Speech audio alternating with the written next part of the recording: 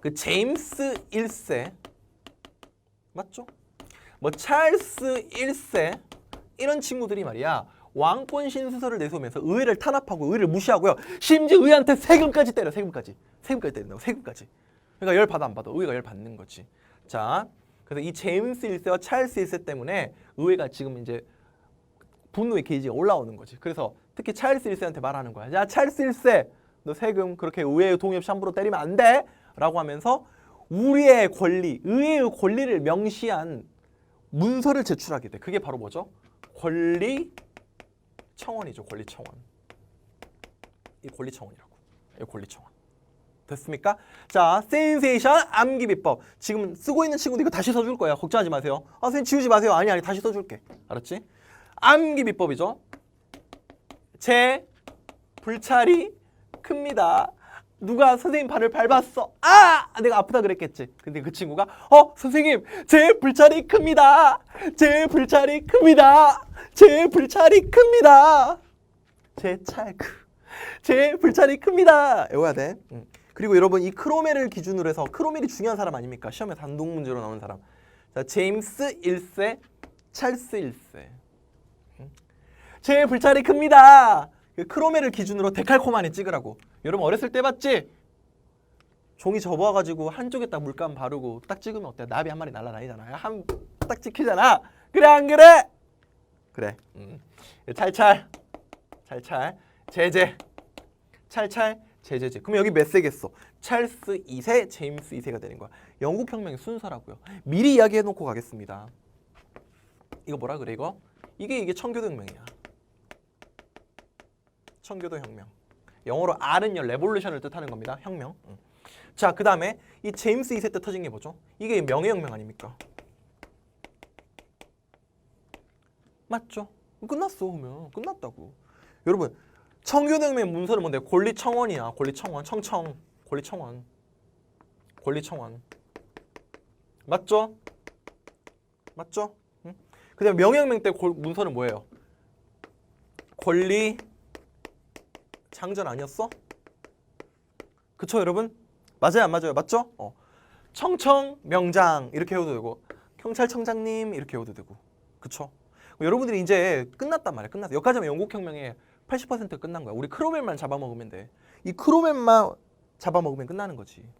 자, 아까도 이야기했지만 제임스 1세, 찰스 1세가 의회를 탄압하고 의회를 무시하고 의회한테 함부로 과세하고 이러니까 뭐 했다고? 의회가 권리청원을 제출했다고. 권리청원을 제출했다고. 됐지? 권리청원을 제출했어. 근데 당시 이제 찰스 1세가 이걸 수용을 해요. 알았어 라고 하면서 예스 수용을 해. 수용. 거절했다면 땡이야 시험에서. 근데 문제는 찰스 1세가 이거 수용하고 나서 의회를 해산해버려. 그리고 11년 동안 의회를 한 번도 안 불렀다는 거지. 그러다가 당시 영국이 스코틀랜드랑 전쟁을 치르면서 어떤 비용 때문에 전쟁 비용 때문에 나라의 재정이 조금 위급해지자 찰스 1세가 의회를 11년 만에 재소집을 합니다. 그래서 어떻게 해요? 야, 돈 좀 내. 그러니까 의회는 열받는 거지. 11년 동안 우리를 한 번도 부르지 않고 11년 동안 우리를 마치 그림자 취급했던 이 찰스 1세가 지가 아쉬우니까 이제 또 돈 내라고 우리한테 하네. 안 돼 있을 순 없어 라고 하면서 의회파랑 찰스 1세파랑 싸우게 되잖아. 그 찰스 1세파를 우리가 왕당파라고 하고요. 왕당파. 왕을 지지하는 파가 있지 않았겠습니까? 왕당파와 그 다음에 의회파가 싸우게 되는 거죠. 야, 이게 그 유명한 영국의 청교도 혁명입니다. 누가 이겨요? 의회파가 이기지. 의회파가 이겨. 그 의회파가 이기게 되면서 자, 왕당파는 패배하게 되고요. 그래서 의회파를 이끌었던 이 청교도인들을 이끌었던 의회파 상당수 종교가 청교도인이었다며. 청교도. 영국계 기독교였던 청교도. 의회파, 청교도파. 그래서 이들이 찰스 1세를 몰아내고 자, 크로멜을 중심으로 해서 공화정이 열리게 되는 거죠. 그래서 이 크로멜이 의회파를 승리를 이끈 인물이다. 바로 크로멜이다. 크로멜. 크로멜 가지고 시험에 반드시 나오죠. 선생님 이건 좀 예쁘게 필기를 해드리겠습니다. 크로멜은 시험에 무조건 나와요. 무조건. 자, 크로멜. 암기 비법입니다. 암기. 딱 써놓으세요. 금, 공, 항. 뭐라고? 금공항. 선생님 금공항이 뭐예요? 인천국제공항은 들어봤는데 공항이 금색으로 돼 있어. 골든 에어포트. 말도 안 되는 소리야. 나도 알아. 외워야 돼. 알았지? 자, 크로멜은요 청교도인이었습니다. 왜? 의회파를 이끌었던 대다수 의회 의원들이 청교도인들이었기 때문에. 그래서 우리가 의회파가 승리한 이 사건을요 청교도 혁명이라고 한다니까. 그래서 청교도에 따른 그런 그 기독교적 윤리관에 입각해가지고 금욕주의를 표방하죠. 금욕주의. 이게 이제 크로멜이 몰락하게 된 계기가 됩니다. 너무 금욕을 강조했어. 교회에 가야 돼. 주말이면 말이야 교회 가야 돼. 극장 문 닫아버리고요.